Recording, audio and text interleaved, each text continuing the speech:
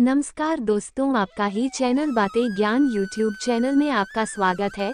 कृपया चैनल को सब्सक्राइब करें, वीडियो को शेयर करें। धन्यवाद। आज की प्रसंग बहुत ही ज्ञानवर्धक है। एक बार समय निकालकर जरूर सुने और दूसरे को भी शेयर करें।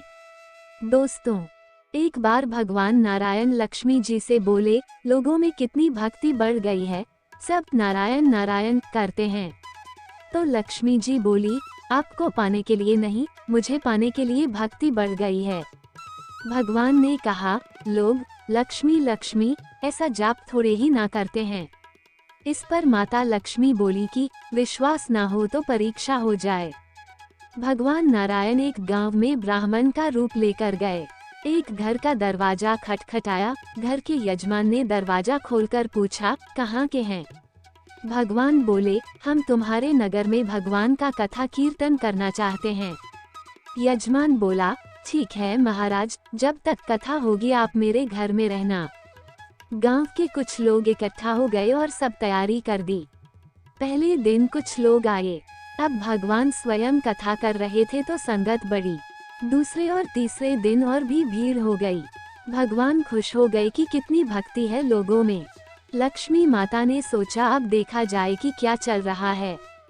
लक्ष्मी माता ने बूढ़ी माता का रूप लिया और उस नगर में पहुंची।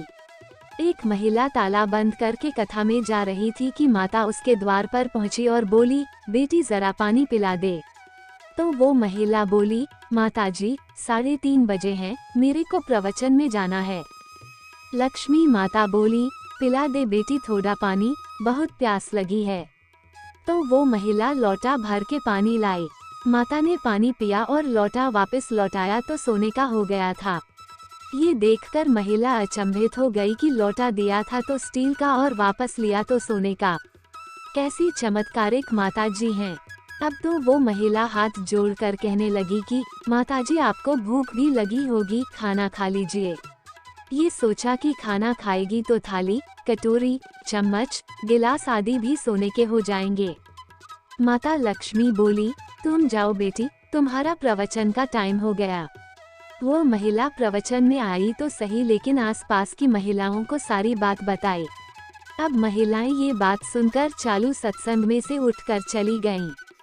अगले दिन से कथा में लोगों की संख्या कम हो गई। तो भगवान ने पूछा कि लोगों की संख्या कैसे कम हो गई? किसी ने कहा, एक चमत्कारिक माताजी आई है नगर में, जिसके घर दूध पीती हैं तो गिलास सोने का हो जाता है, थाली में रोटी सब्जी खाती हैं तो थाली सोने की हो जाती है। उसके कारण लोग प्रवचन में नहीं आते। भगवान नारायण समझ गए कि लक्ष्मी जी का आगमन हो चुका है। इतनी बात सुनते ही देखा कि जो यजमान सेठ जी थे वो भी उठ खड़े हो गए, खिसक गए। पहुँचे माता लक्ष्मी जी के पास और बोले, माता, मैं तो भगवान की कथा का आयोजन कर रहा था और आपने मेरे घर को ही छोड़ दिया। माता लक्ष्मी बोली, तुम्हारे घर तो मैं सबसे पहले आने वाली थी, लेकिन तुमने अपने घर में जिस कथाकार को ठहराया है ना, वो चला जाए तभी तो मैं आऊँ। सेठ जी बोले, बस इतनी सी बात, अभी उनको धर्मशाला में कमरा दिलवा देता हूँ। जैसे ही महाराज भगवान कथाकार के घर आए तो सेठ जी बोले, महाराज आप अपना बिस्तर बांधो, आपकी व्यवस्था अब से धर्मशाला में कर दी है। महाराज बोले, अभी तो 2/3 दिन बचे हैं, कथा के यहीं रहने दो। सेठ बोले, नहीं नहीं, जल्दी जाओ, मैं कुछ नहीं सुनने वाला, किसी और मेहमान को ठहराना है। इतने में लक्ष्मी जी आई, कहा कि सेठ जी आप थोड़ा बाहर जाओ, मैं इनसे निबट लूं। माता लक्ष्मी जी भगवान से बोली, प्रभु अब तो मान गए। भगवान नारायण बोले, हाँ लक्ष्मी, तुम्हारा प्रभाव तो है, लेकिन एक बात तुमको भी मेरी माननी पड़ेगी कि तुम तब आई जब संत के रूप में मैं यहाँ आया। संत जहाँ कथा करेंगे वहाँ लक्ष्मी तुम्हारा निवास जरूर होगा। ये कहकर नारायण भगवान ने वहाँ से बैकुंठ के लिए विदाई ली।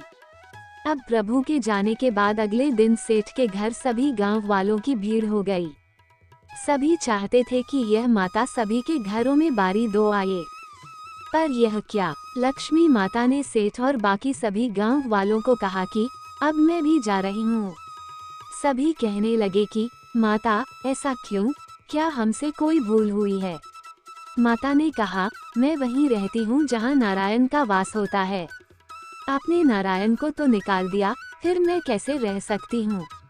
और वे चली गई। दोस्तों, जो लोग केवल माता लक्ष्मी को पूजते हैं, वे भगवान नारायण से दूर हो जाते हैं।